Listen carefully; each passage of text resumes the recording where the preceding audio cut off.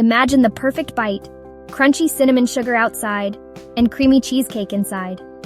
Today we're making churro cheesecake cookies, the ultimate fusion of churros and cheesecake wrapped in a cookie. Here's what you'll need. For the cookie base, 1 cup all-purpose flour, 1/2 teaspoon baking soda, 1/4 teaspoon salt, 1/2 cup unsalted butter, softened, 1/2 cup granulated sugar, 1 large egg, 1 teaspoon vanilla extract. For the cheesecake filling, 8 ounces cream cheese softened, 1/4 cup powdered sugar, 1/2 teaspoon vanilla extract. For the churro coating, 1/4 cup granulated sugar, 1 tablespoon cinnamon. Preheat your oven to 350 degrees Fahrenheit or 175 degrees Celsius.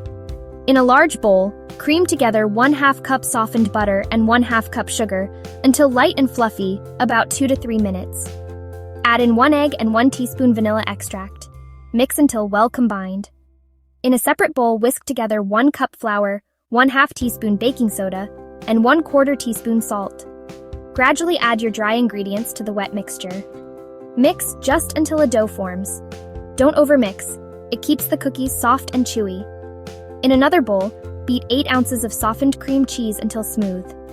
Add 1/4 cup powdered sugar and 1/2 teaspoon vanilla extract. Mix until fluffy and creamy. Optional, but delicious. Add a splash of lemon juice for a subtle zing. Chill the filling for 15 minutes so it's easier to handle later. Now, let's build our cookies. Scoop 1 tablespoon of cookie dough and roll it into a ball. Press your thumb into the center to make a small well. Add 1 teaspoon of cheesecake filling into each well.